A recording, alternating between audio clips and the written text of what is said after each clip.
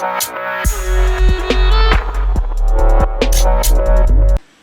Friends, എല്ലാവർക്കും സ്ക്വയറിലേക്ക് സ്വാഗതം.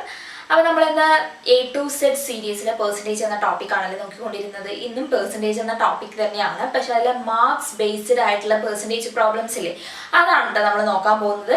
അപ്പോൾ കഴിഞ്ഞ വീഡിയോസൊക്കെ കാണാത്തവരുണ്ടെങ്കിൽ ആ വീഡിയോസിൻ്റെ ലിങ്ക്സൊക്കെ ഞാൻ താഴെ ഡിസ്ക്രിപ്ഷൻ ബോക്സിൽ ആഡ് ചെയ്തിട്ടുണ്ട്. അത് കാണാത്തവരുണ്ടെങ്കിൽ അത് കണ്ടതിന് ശേഷം ഈ വീഡിയോ ആണ് കേട്ടോ. അപ്പോൾ നമ്മൾ ഇന്നത്തെ വീഡിയോയിൽ ഡിസ്കസ് ചെയ്യാൻ പോകുന്നത് മാർക്സ് ബേസ്ഡ് പെർസെൻറ്റേജ് പ്രോബ്ലംസ് ആണ്. അപ്പം നമ്മൾ ഫസ്റ്റ് പെർസെൻറ്റേജിൻ്റെ ഇൻട്രൊഡക്ഷനിൽ പറഞ്ഞിട്ടുണ്ടായിരുന്നു.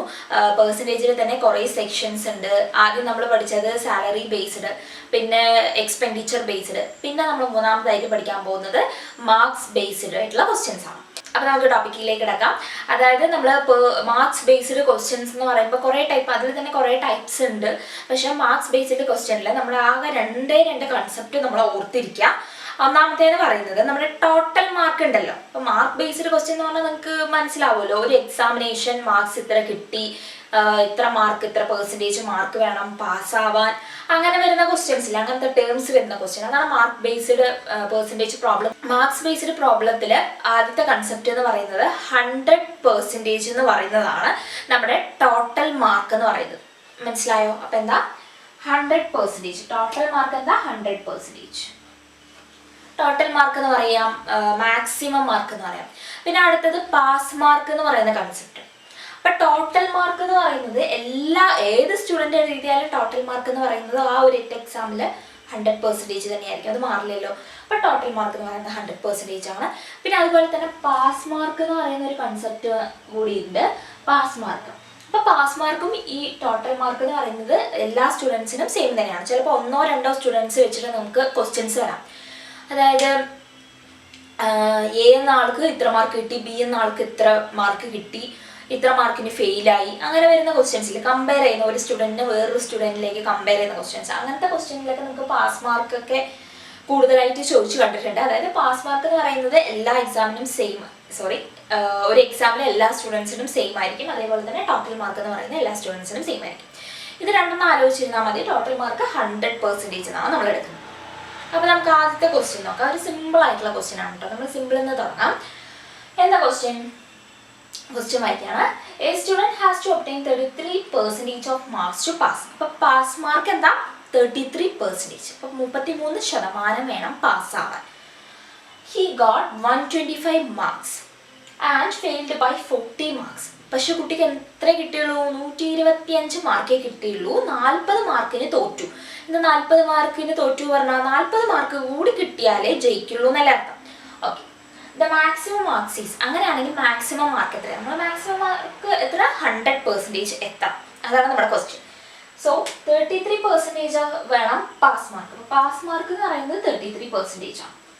ഇത് രണ്ടെണ്ണം നിങ്ങൾ നോട്ട് ചെയ്ത് വെക്കാം. ഇനി 125 ആ കുട്ടിക്ക് കിട്ടി.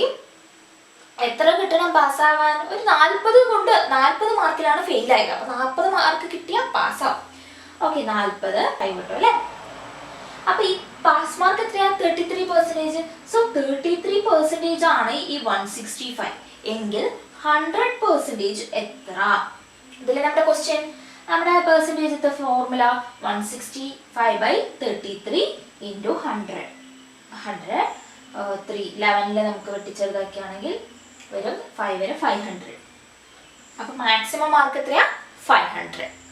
അപ്പൊ നമുക്ക് അടുത്ത ക്വസ്റ്റ്യനിലേക്ക് കിടക്കാം. സെയിം പ്രോബ്ലം ആണ് കേട്ടോ, ഈ നമ്പേഴ്സ് മാത്രമേ വ്യത്യാസമുള്ളൂ. അപ്പൊ നമുക്ക് പെട്ടെന്ന് ചെയ്യാം. ഓക്കെ, ഈ student has to obtain 40% of the mark to pass. അപ്പൊ പാസ് ആവണമെങ്കിൽ ആ സ്റ്റുഡൻസിന് എത്ര കിട്ടണം? 40%. ഓക്കെ, അപ്പൊ പാസ് മാർക്ക് എന്താണ്? 40%. He got 220 marks and failed by 20 marks. 220 മാർക്കേ കിട്ടിയുള്ളൂ, പക്ഷെ 20 മാർക്കിന് തോറ്റു. അപ്പോൾ 220 + 20 240 ആണെന്ത്? പാസ്സാവാൻ വേണ്ട മാർക്ക്. പാസ്സാവാൻ വേണ്ട പെർസെൻറ്റേജ് എത്രയാ? 40. നമുക്ക് എത്രയാ? മാക്സിമം മാർക്സ് എത്രയാണെന്നാണ് ചോദിച്ചിരിക്കുന്നത്. അപ്പം മാക്സിമം മാർക്ക് എത്രയാ? 100% ആണ്. അപ്പോൾ 40% നമുക്ക് കിട്ടി 240. സോ 240 ÷ 40 × 100 അല്ലേ? 6 അല്ലേ? 600. മനസ്സിലായോ? അപ്പോൾ നമുക്ക് മൂന്നാമത്തെ ക്വസ്റ്റ്യൻ നോക്കാം. കുറച്ച് വ്യത്യാസമുണ്ട് കേട്ടോ കഴിഞ്ഞ പ്രോബ്ലത്തിനെ വെച്ച്, പക്ഷെ ഭയങ്കര സിമ്പിൾ ആണ്. ഒന്ന് ശ്രദ്ധിക്കുക. എന്താ ക്വസ്റ്റ്യൻ? ഇൻ ആൻ എക്സാമിനേഷൻ ഈ സ്റ്റുഡൻറ് സെക്യൂർഡ് 30% മാർക്ക്. അപ്പോൾ ഒരാൾക്ക് എന്ത് കിട്ടി? 30 മാർക്ക് കിട്ടി. നമുക്ക് ഏത് പേര് കൊടുക്കാം? എനിക്ക് എത്ര കിട്ടി? 30%. 30 മാർക്കല്ല, 30%, 30% marks and failed by 12 mark. 30% കിട്ടിയിട്ടും കാര്യമില്ല, എന്താ 12 മാർക്കിന് തോറ്റുപോയി. In the same examination, another student secured 40% mark. അപ്പോൾ വേറൊരു സ്റ്റുഡൻറ്റും കൂടി ഉണ്ട് സെയിം എക്സാം എഴുതുന്നത്. അപ്പോൾ രണ്ട് സ്റ്റുഡൻറ്റ് തമ്മിൽ കമ്പയർ ചെയ്യാണ്. ആദ്യത്തെ സ്റ്റുഡൻറ്റിന് 30% കിട്ടി, പക്ഷെ 12 മാർക്കിന് തോറ്റു. പിന്നെ രണ്ടാമത്തെയോ 40%, 40% കിട്ടി and get 28 marks more than minimum marks to pass. Pass mark എത്രയാണോ മിനിമം വേണ്ടത് പാസ്സാവാൻ, അതിനേക്കാളും 28 കൂടുതൽ കിട്ടിയാർക്ക് ബിക്ക്. എങ്കിൽ മാക്സിമം മാർക്ക് എത്രയാണ്? മാക്സിമം എത്രയിലാണ് നമ്മുടെ എക്സാം, അതായത് 100%. മാക്സിമം മാർക്ക് എപ്പോഴാണ് നമ്മൾ ഇങ്ങനെ എടുക്കുക? 100% എത്ര എന്നാണ് ക്വസ്റ്റ്യൻ. അപ്പോൾ എന്താ ഈ ക്വസ്റ്റ്യനിൽ പറയുന്നത്? എക്ക് 30%. അപ്പോൾ എ ഇവിടെയാണെന്ന് വിചാരിക്കാം. എക്ക് 30% കിട്ടി. ഇവിടെയാണ് നമ്മുടെ 100 ടോട്ടൽ എന്ന് വരുന്നത്. 100% പറയുന്നത് ഇവിടെയാണ് ടോട്ടൽ വരുന്നത്. അപ്പോൾ ബിക്കോ 40%. അപ്പോൾ എ കഴിഞ്ഞിട്ടായിരിക്കുമല്ലോ ബിക്ക് 40% കിട്ടി. അപ്പോൾ ഇതിൻ്റെ ബിക്ക് എന്താണ്? പാസ് മാർക്കിനേക്കാൾ കൂടുതലാണ് കിട്ടിയിരിക്കുന്നത്. പക്ഷേ എക്കോ പാസ് മാർക്കിനേക്കാൾ കുറവ്. അപ്പോൾ ഇതിൻ്റെ ഇടയിലല്ലേ നമ്മുടെ പാസ് മാർക്ക് വരാം? കറക്റ്റ് മിഡല്ല കേട്ടോ. ഞാൻ വരയ്ക്കാൻ എളുപ്പത്തിന് കറക്റ്റ് മിഡാക്കി വരച്ചതാണ്. പക്ഷെ കറക്റ്റ് മിഡ് പോയിന്റ് ആണ്. 30-ൻ്റെയും 40-ൻ്റെയും മിഡ് പോയിന്റ് ആണെന്ന് നിങ്ങൾ തെറ്റിദ്ധരിക്കാൻ പാടില്ല. പാസ് മാർക്ക് ഇവിടെയാണ് വരുന്നത് അല്ലേ? ഇനി എന്താ? എക്ക് പാസ് മാർക്ക് കിട്ടാൻ എന്താ ചെയ്യണ്ടേ? എ എത്ര മാർക്കിനാ ഫെയിലായത്? 12 മാർക്കിനാണ്. അപ്പോൾ ഈ 30%-ൻ്റെ കൂടെ ഈ 12 കൂട്ടിക്കഴിഞ്ഞാൽ നമ്മുടെ പാസ് മാർക്ക് എത്തി. അപ്പോൾ ഇവിടെ നിന്ന് ഇങ്ങോട്ടുള്ള ദൂരം എത്രയാ? 12 മാർക്ക്. മനസ്സിലായോ? ഇനി ഇവിടെ നിന്നോ ഈ പാസ് മാർക്കിനേക്കാൾ കൂടുതൽ കിട്ടി ബിക്ക്. എത്ര കൂടുതൽ കിട്ടി? 28 മാർക്ക് കൂടുതൽ കിട്ടി. സോ ഈ പാസ് മാർക്കിൽ നിന്ന് ഈ ബിയിലേക്കുള്ള ദൂരം എത്രയാ? 28. മനസ്സിലായോ? അപ്പോൾ ടോട്ടൽ എയിൽ നിന്ന് ബിയിലേക്കുള്ള ദൂരമോ 12 + 28 അല്ലേ? അതായത് എത്ര വരും? 40. സോ 30%-ൽ നിന്ന് 40% എത്താൻ എത്ര മാർക്ക്? 40 മാർക്ക്. അതായത് 28 + 12 ചെയ്യാം. അപ്പോൾ 40 എന്ന് കിട്ടും. സോ 30%-ൽ നിന്ന് 40 എത്താൻ വേണ്ടിയിട്ട് 40 മാർക്ക് കൂട്ടണം. സോ അതായത് 10%-ൻ്റെ ഡിഫറൻസ് അതല്ലേ? 10% എന്ത്? 40. സോ 100% എത്രയാ? 400. മനസ്സിലായോ? സംഭവം സിമ്പിളാണ്. ഈ ഡിസ്റ്റൻസ് ഇങ്ങനെ ഒന്ന് വരച്ച് ചെയ്യണമെന്നില്ല കേട്ടോ. നമ്മൾ ആദ്യത്തെ പ്രോബ്ലം ആയതുകൊണ്ടാണ് നമ്മൾ വരച്ചിട്ടൊക്കെ ചെയ്യുന്നത്. ഇനി ഇതേപോലത്തെ കുറേ പ്രോബ്ലംസ് ചെയ്യുമ്പോൾ നമുക്ക് വരയ്ക്കൊന്നും വേണം. നമുക്ക് കറക്റ്റ് ആ നമ്പേഴ്സ് കാണുമ്പോൾ തന്നെ ഏതൊക്കെ ആഡ് ചെയ്യണം എന്നൊക്കെ നമുക്ക് മനസ്സിലാവും. ഓക്കെ, അപ്പോൾ നമ്മൾ 30-നും 40-ക്ക് എത്താൻ വേണ്ടിയിട്ട് 12-ഉം 28-ഉം കൂടി കൂട്ടിയ 40 ആണ്. അപ്പം ഈ ഡിഫറൻസ് എത്രയാ? 10. ഈ 10% ഈ 40 മാർക്ക് എന്ന് പറയുന്നത്. എങ്കിൽ 100% എത്ര? അത്രേ ഉള്ളൂ. അപ്പോൾ നമുക്ക് അടുത്ത ക്വസ്റ്റ്യൻ നോക്കാം. In an examination, A got 25% mark more than B. എക്ക് ബിനേക്കാൾ 25% കൂടുതലാണ്. B got 10% less than C and C got 25% more than D. If D got 320 marks out of 500, the marks obtained by A is. അപ്പോൾ 4 students ആണ് വന്നിരിക്കുന്നത്. A, B, C, D. ഡിൻ്റെ മാത്രമേ നമുക്ക് അറിയൂ 320 മാർക്കാണ്. Maximum mark പറയാം 500 ആണ്. ഓക്കെ, അപ്പോൾ ഈ ഡി വെച്ചിട്ട് വേണം നമുക്ക് എന്ത് കണ്ടുപിടിക്കാൻ? എന്റെ മാർക്ക് കണ്ടുപിടിക്കാൻ. സോ ഡിന്റെ മാർക്ക് എത്രയാ? 320. ഇനി നേരെ റിവേഴ്സിലേക്ക് ഒന്ന് വായിക്കാം. എന്താണ്? C got 25% more than D. ഡിനെക്കാളും 25% കൂടുതലാണ്. സോ എന്താണ്? 320-ന്റെ 25% കൂടുതൽ പറയുമ്പോൾ എത്രയാ? 25% പറഞ്ഞാൽ 4, 1/4. 4 ഉണ്ടാകുന്നത് 5 ആയി എന്നല്ലേ അർത്ഥം. സോ 5/4 കൊണ്ട് മൾട്ടിപ്പിൾ ചെയ്യാം. അല്ലെങ്കിൽ എന്താ? 125/100 ചെയ്ത് നോക്കിയാൽ മതി. അപ്പോൾ 5/4 തന്നെ ഉണ്ടാകും. 100 എന്നുള്ളത് 125 ആയി. സോ 5/4 ആയി. 1/4 എന്നുള്ളത് 5/4 ആയി. 500 5/4. ഇതാണ് എന്ത്? സിക്ക് കിട്ടിയ മാർക്ക് അല്ലേ? 400 ആണ് സി. ഇനി B got 10% less than C. So 10% കുറവാണ് സിനേക്കാൾ. ഓക്കെ, അപ്പോൾ 40ന്റെ 10% കുറഞ്ഞാലോ, 400ന്റെ 10% കുറയ്ക്കുക. അപ്പോൾ 400ന്റെ 10% എത്രയാ? 40.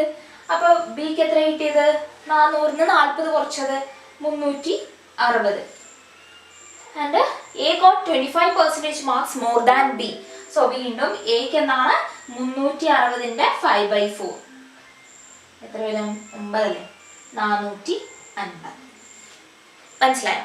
അപ്പൊ നമുക്ക് അടുത്ത ക്വസ്റ്റ്യൻ നോക്കാം. അടുത്ത ക്വസ്റ്റ്യൻ കുറച്ച് ഡിഫറെൻ്റ് ആണ് കേട്ടോ. നമുക്ക് ക്വസ്റ്റ്യൻ വായിച്ചാൽ മനസ്സിലാവും എന്താ അതിൽ സ്പെഷ്യാലിറ്റി എന്ന് പറയുന്നത്. അപ്പോൾ ഇങ്ങനത്തെ പ്രോബ്ലംസ് ഒക്കെ നമ്മൾ വെൻ ഡയഗ്രാം ഉപയോഗിച്ച് അല്ലെങ്കിൽ ഒരു ഫോർമുല ഉപയോഗിച്ചിട്ടാണ് ചെയ്യുക. അപ്പോൾ വെൻ ഡയഗ്രാം ഉപയോഗിച്ചിട്ട് നമ്മൾ ഈ വീഡിയോയിൽ പറയാൻ പോകുന്നില്ല, കാരണം അതൊരു വലിയ ടോപ്പിക്കാണ്. അപ്പോൾ അത് മാത്രമായിട്ട് നമുക്കൊരു വീഡിയോ ചെയ്യാം. ഇതിൽ നമ്മൾ സിമ്പിളായിട്ട് ഒരു ഫോർമുല ഉപയോഗിച്ചിട്ടാണ് കണ്ടെത്താൻ പോകുന്നത്. അപ്പോൾ വെൻ ഡയഗ്രാം ഉള്ളത് ക്വസ്റ്റ്യൻസ് എന്ന് പറയുക ഒരുപാട് ക്വസ്റ്റ്യൻസ് ഉണ്ട് കേട്ടോ വെൻ ഡയഗ്രാം ഉപയോഗിച്ചിട്ട് ചെയ്യാനുള്ളത്. അതൊക്കെ നമുക്ക് ഒരു സ്പെഷ്യലായിട്ട് അതിന് വേണ്ടിയിട്ടുള്ള ഒരു വീഡിയോയിൽ കാണാം. ഇപ്പോൾ നമുക്ക് സിമ്പിളായിട്ടൊരു ഇക്വേഷൻ ഉപയോഗിച്ചിട്ട് എങ്ങനെയാണ് ചെയ്യാൻ നോക്കാം. അപ്പോൾ ആദ്യം നമുക്ക് ക്വസ്റ്റ്യൻ നോക്കാം എന്താണ്. In an examination, 52% of the candidate failed in English. ഇംഗ്ലീഷിൽ ഫെയിൽ ആയവരുടെ പെർസെൻറ്റേജ് പറയുന്നത് 52 ആണ്. എന്താ ബാക്കി എന്താ? 42% ഫെയിൽഡ് ഇൻ മാത്സ്. മാത്സിൽ ഫെയിൽ ആയവരോ 42%. 70% ഫെയിൽഡ് ഇൻ ബോത്ത് സബ്ജക്റ്റ്. 17% എന്താണ്? രണ്ടിലും തോറ്റു.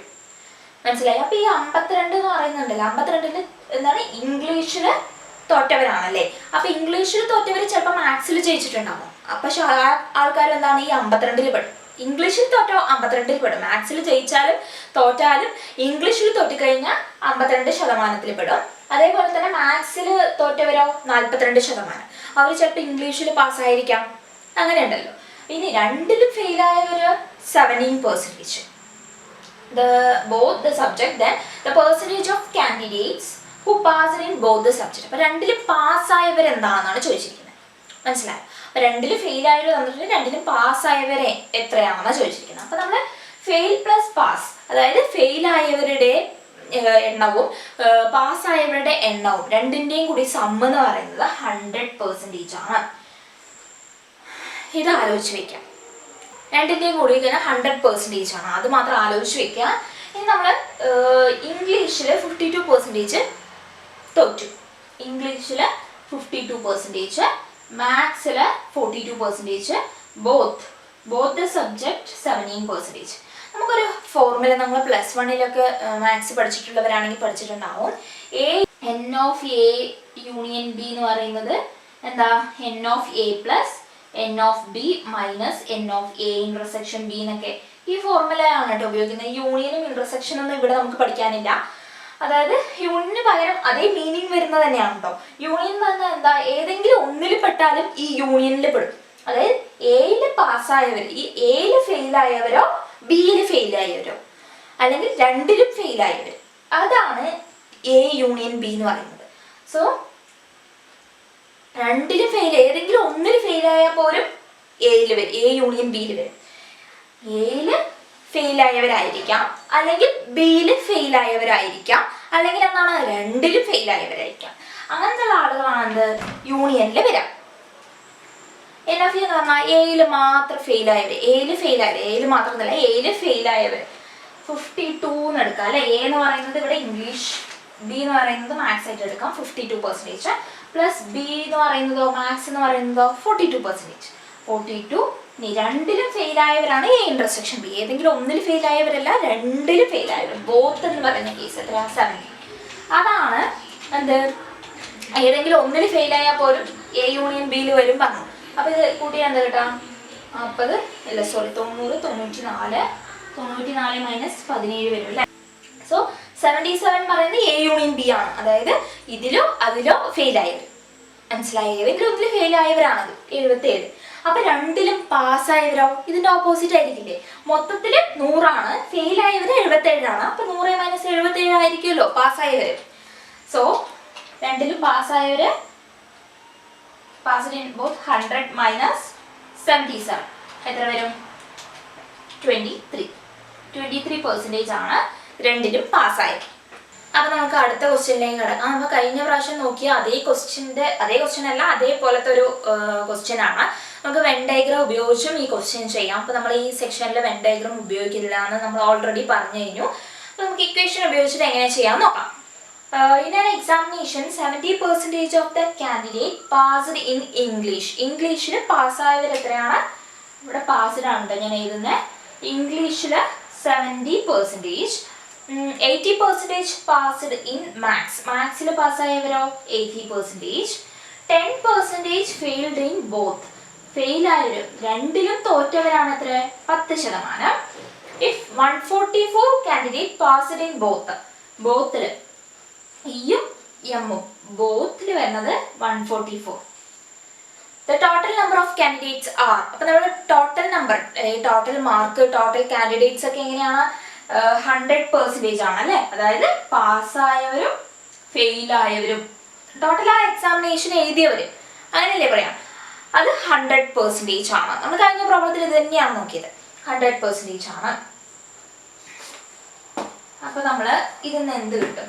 ഇവിടെ എന്താ? 10% രണ്ടിലും തോറ്റവരാണ്. 100%-ൽ 10% രണ്ടിലും തോറ്റവരാണ്. ബാക്കി എത്ര ആൾക്കാരുണ്ട്? 90% പേര്, 90% ആൾക്കാർ. അപ്പോൾ ഈ 90% ആൾക്കാർ എങ്ങനത്തെ ആൾക്കാരായിരിക്കും? ഏതെങ്കിലും ഒന്നിൽ തോറ്റവര് അല്ലെങ്കിൽ രണ്ടിലും ജയിച്ചവർ. രണ്ടിലും ഫെയിലായവരാണ് ഇത്. അപ്പോൾ ബാക്കിയുള്ളവർ ഏതെങ്കിലും ഒന്നിൽ തോറ്റവർ അല്ലെങ്കിൽ എന്താണ് രണ്ടിലും ജയിച്ചവർ. ഒന്നിൽ തോറ്റവർ വരുമ്പോൾ നമുക്ക് ഒന്നിൽ ജയിച്ചവരെന്ന് കൂടി പറയാമല്ലോ. അങ്ങനെ ഒരു പോസിബിലിറ്റിയും കൂടി ഉണ്ടല്ലോ. അപ്പം ഞാൻ മൊത്തത്തിൽ എനിക്ക് എന്താണ് 2 സബ്ജക്റ്റ് ഉണ്ട്. ഒന്നിൽ മാത്രമേ ഞാൻ തോറ്റുള്ളൂ പറഞ്ഞാൽ ഒന്നിൽ മാത്രമേ ഞാൻ ജയിച്ചുള്ളൂ എന്ന് കൂടി അർത്ഥമുണ്ട് അല്ലേ? അപ്പോൾ ഒന്നിൽ ജയിച്ചവർ അല്ലെങ്കിൽ രണ്ടിലും ജയിച്ചവർ, അതല്ലേ 90% എന്ന് പറയുന്നത്. ഓക്കെ, അതായത് ജയിച്ചവരാണ് കേട്ടോ ഞാൻ ഇയും എമ്മും ആയിട്ടൊക്കെ എടുത്തിരിക്കുന്നത്. മാത്സ് ഇംഗ്ലീഷിൽ ജയിച്ചവർ ഇ എന്നും മാത്സിൽ ജയിച്ചവർ എം എന്നും. ഓക്കെ, അപ്പോൾ ഈ യൂണിയൻ എം എന്താ വരിക? നമ്പർ ഓഫ് ഇ യൂണിയൻ അല്ലെങ്കിൽ percentage of E union M എന്ന് പറഞ്ഞാൽ എന്താണ്? ഇതിലോ അതിലോ അല്ലെങ്കിൽ രണ്ടിലോ ജയിച്ചവർ, അതല്ലേ യൂണിയൻ എന്ന് പറയുന്നത്. എങ്ങനെ വരും? അപ്പോൾ അതാണ് ഈ 90% എന്ന് പറയുന്നത്. ഞാൻ മാറ്റിട്ട് എഴുതാം. Okay, number of E union M എന്ന് പറയുന്നത് എന്താണെന്ന് മനസ്സിലായല്ലോ? E number of E plus number of M minus number of E intersection M. അതായത് ഈ യൂണിയൻ എം ആണ് നമ്മുടെ 90% എന്ന് പറയുന്നത് ഈ യൂണിയൻ എം ആണ്. അതായത് ഇതോ ഇയിൽ ജയിച്ചവരോ ഇംഗ്ലീഷിൽ ജയിച്ചവരോ മാത്സിൽ മാത്രമായിട്ട് ജയിച്ചവരോ അല്ലെങ്കിൽ രണ്ടിലും ജയിച്ചവരോ 90%. ഇയിൽ ജയിച്ചവർ 70, എമ്മിൽ ജയിച്ചവർ 80 മൈനസ് രണ്ടിലും ജയിച്ചവർ നമുക്കറിയില്ല. രണ്ടിലും തോറ്റവരെ അറിയാം, രണ്ടിലും ജയിച്ചവരെ നമുക്കറിയില്ല. എക്സ് എന്ന് കൊടുക്കാം. ഇന്ന് എക്സ് എന്ത് കിട്ടും? 150 മൈനസ് 19 വരും 60%. സോ 60% ആണ് രണ്ടിലും ജയിച്ചവർ അല്ലേ? അപ്പോൾ if 144 candidates passed in both, അപ്പോൾ 60% രണ്ടിലും ജയിച്ചു. രണ്ടിലും ജയിച്ചവർ എത്രയാ? 144 ആണ്. മനസ്സിലായില്ലേ? അപ്പോൾ 60% ആണ് എന്ത്? 144 എന്ന് പറയുന്നത്. എങ്ങനെയാണെങ്കിൽ ടോട്ടൽ സ്റ്റുഡൻസ് എത്രയാ? 100%. So 144 minus divide by 60 into 100 എന്ന് വരും അല്ലേ?